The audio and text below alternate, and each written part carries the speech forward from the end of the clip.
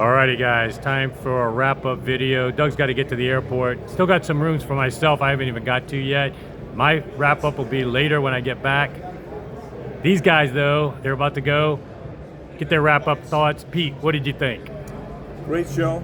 I believe it was the biggest, largest Capital Audio Fest ever. Just how many rooms? 120, 130? Yeah, it's over 100, yeah. Yeah. A lot of good sounding rooms, the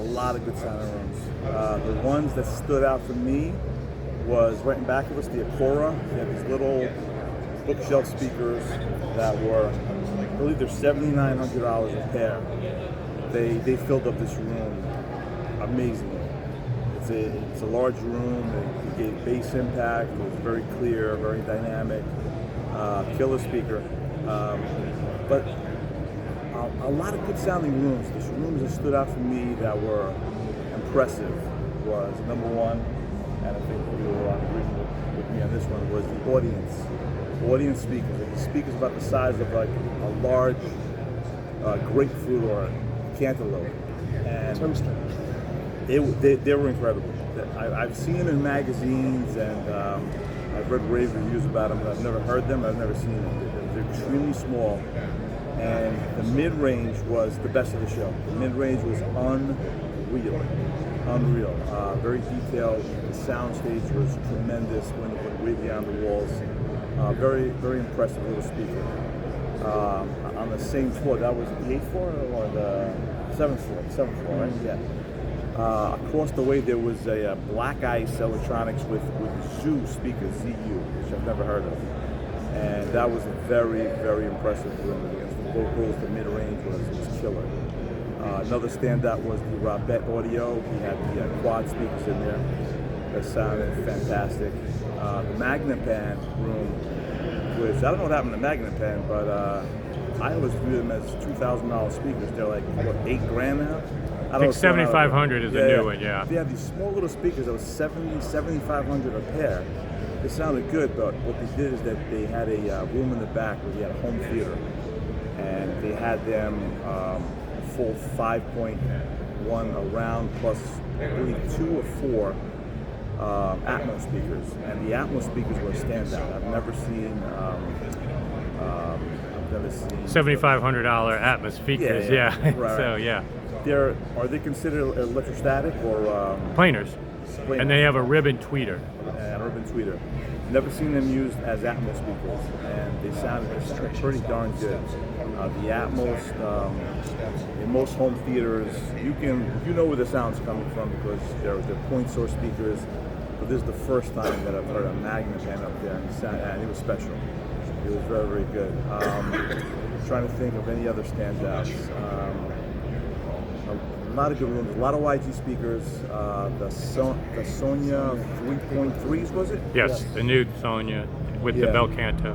Yeah, they sounded very, it was very, a big speaker for that room, but I would second that. That was a really nice sounding speaker. Jansen, a shout out to Jansen. He had speakers that you'll press a button and they would go from point source to omnidirectional.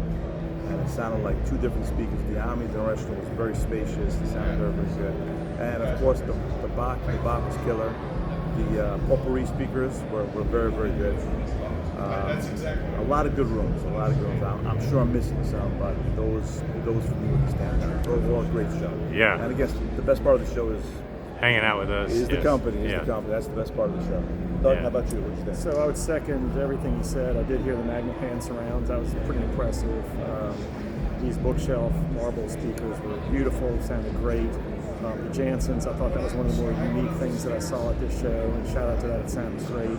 That technology, the Audience V5, actually I went back and listened to it today.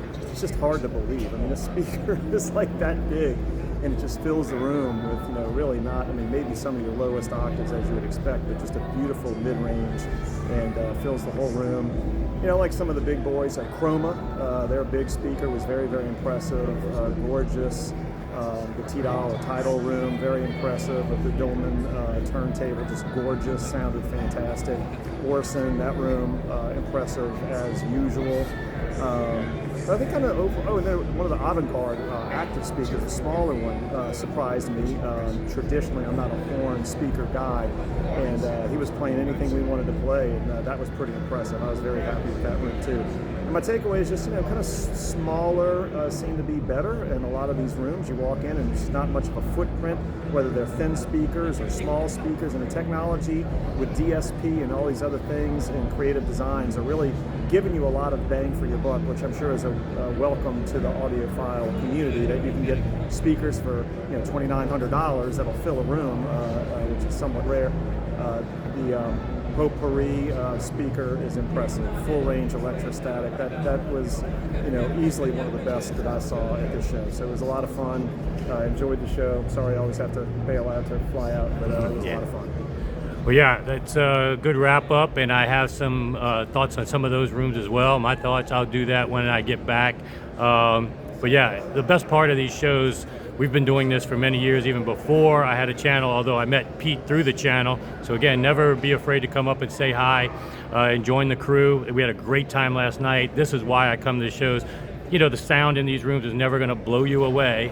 There'll be isolated situations here or there, but it's the people and the camaraderie and the fun that we have, enjoying music, finding new music, and just like we did last night till midnight, listening to cool tracks, not audiophile stuff in the MBL room. To me, it's fun just hanging out with you guys. I'm glad you're along for the ride with me, and we'll get you on your way, Doug, but thanks again, and a great time.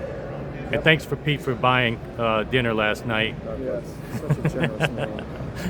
That's why I keep hanging out with him. I was like, why are you so Where's steadfast Pete? and We inviting can't me? leave yet. Now I got to pop another bottle for him, man. He's such a sweet guy. Anyway, all right, guys. My wrap-up report will be coming soon. See you later.